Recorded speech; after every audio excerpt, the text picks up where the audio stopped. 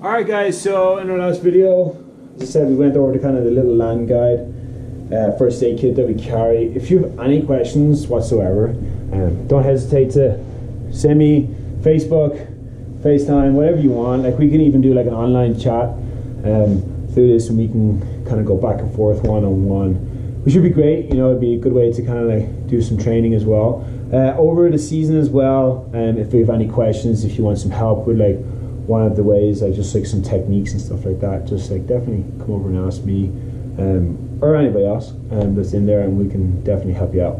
Let's start talking about our sweep kits, so the ones that we stick in the river. So big red bag has a number on it. I've already opened this one. These are the tags, lock tags. So Mike Lewis did awesome over the last couple of years, like, you know, setting up these, and what he came up with was like putting this yellow tag on. This yellow tag indicates that that has not been opened. If the tag is broken or snapped or something like that, come talk to myself or Mike Lewis and stuff like that. Tell us that it's open. You don't know what's missing out of there, or something's being used. We need to get back in there, recheck it, restock it, and then also just like find out, like, you know, was it actually used on the medicals, because we need to write a report. So if the tag is closed on the zipper, it's locked, it's good to go. If the tag is open, like this one, she ain't good to go. So inside of it, of our sweep kit, we have big yellow box, first aid box. Okay, we have a spare PFD, we have a pump. Okay, the pump is on the inside of the PFD. Boats should be pumped obviously before we get out. This is like for the emergency. These pumps, you'll be there pumping for a long time before you get that tube back up and running. And the most important part in here is for the boats is our Z-Drag kit. Hopefully we get to go out and have some fun and play and do some swift water training. I have like been thinking of like different fun scenarios and lots of different swims that I want to do for this year's one. So fingers crossed that we get to go do it, because it's like one of my favorite things to do, swimming. And also Mitch Parsons, because he's like the best swimmer, because he's probably swam most of the slaughterhouse for all of us this last year, and Conrad. Alright, so let's get into the yellow box. Yellow box has a lot more stuff than our simple one. We have a SAM splint, okay? SAM splint is that if we have fully broken our arm or a leg, this is like a stiff kind of board that we can roll out, and then we can put onto the broken arm, broken leg. This isn't like a, oh man, it's fixed. This is just to help with comfort. So when we're out doing first aid, we're not trying to fix the problem, we're just trying to make it easier on that person. So by using the SAM splint is that you are mobilizing your arm. I'm just going to keep using it because I keep touching my arm. We're just mobilizing it to reduce the pain. So what I like to do, I'm just going to open up everything, because I'm going to have to go through it all anyway. All wet, that's okay. We have a pair of scissors inside of the bag, and the scissors inside of this helps opening up the rest of them. But if we're on a river, we all carry knives, okay? So you have like your river knife. So go ahead and open it up. I'm using the scissors. These scissors, like, why I want to do like this, say for instance your leg or arm is broken, you want to get to that ligament, you want to see what's going on, you want to see if it's bleeding out, or if the bone's sticking out or something like that. You can cut the fabric that is on that person, or try to roll it up, whatever it means necessary just to do that. So that's why you have these scissors in here, okay?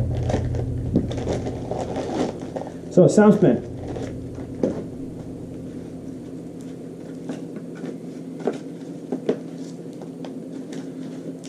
So I've broken this out, right? And I need to immobilize it. I'm going to use a SAM splint. I'm going to use a tri-bandage, everything in here, and then I'm also going to use some of these gauze. One of why I'm using the gauze, I'll show you in one second. Let me just open this one here as well.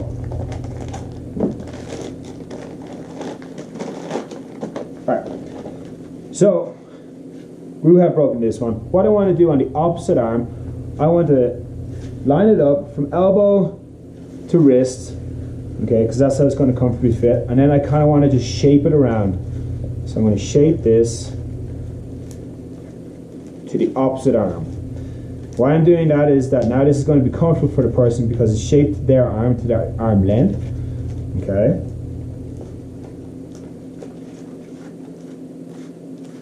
It's good to go. And I'm going to just go put it onto the extremity that's already broken. See how I've rolled this up? I was taught this years and years ago, is that, say for instance, I broke my wrist right here, and I've like done nerve damage and the whole lot of stuff like this. I don't want to have my hand left out like this, because if I can't move my hand ever again, or I can't use my hand, I don't want my hand to be like this. I want to claw. Okay, so I can claw food, I can claw grabbing stuff. You want to kind of make the claw. The guy taught me, my first aid years ago taught me this, is that like now you got a claw, at least you've got some sort of dexterity to do something at least. So I like a little roll to hold on, and then one also helps him to hold something like this. So I broke my wrist. You can see an obviously deformity. It's like popped up like this. I've got a little gap in here. So with the other tape, what I can do is I can just put this up underneath. Now this is under comfort of the patient, right?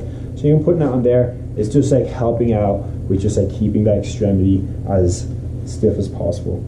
So I broke my arm, putting it here. I'm gonna put it up against my chest or into the comfort. If it's out here that's comfortable for them, hey, let them go like that. You want to bring it in here. This is the best way because you can hold it on. We can put a tri-bandage on. The tri-bandage is right here. I can't really do one on myself, but everybody kind of knows how to do that. And then I can also go through later on in the season how to do tri-bandages. So I just want to bring this extremity in to the arm, keeping the arm up over my heart, just reducing the blood to keep the blood out of there. Doing that like helps the throbbing. That's like the best way to do, like that. But as I said, if this is their position of comfort, let them be like that. You know, if you're in a Jeep tour or anything like that, and like something happens, maybe this isn't the best idea because this is going to be just bounced up and down. Keeping it close to the body, putting the bandage on, and then just like doing an extra tie around, just like keeping that extremity in is the best way to do. So once I've got everything on, I'm going to wrap it around, putting all that on. I'm going to check to see that they can still feel. So before I put any of this on, I'm like, hey, you feel your fingers? Okay, good. After it's, hey, can you feel your fingers? Okay, good. So doing it that. All right, what else have we got in here? We have tweezers. We got our CPR mask. We have the wag bag, in case anybody needs to take it. Remember, no river dumps. Get them to poop in there. Eye wash for irritation. And then also like in this bag. So in this bag we have, as I said in the last video, is that we have our 4x4 gauze, we have our band-aids, we have our tri-bandages, and we have gloves for us to keep us protected. So, you know, early season, I'm gonna, like, when we get everybody together, I will do like a, as I said, like a kind of face-to-face with everybody, just to make sure they feel comfortable with everything that is in here. That is the videos. I just like wanted to do a quick like first day, just refreshing everybody. I know everybody's like pretty dialed in on this as well. As I said, like we're just dusting off the cobwebs. If you guys have any questions or anything like that, again, you know, please don't hesitate to give me a FaceTime, text message, video chat, whatever, and we can do that. Can't wait to see you guys, and I hope that you're all staying well.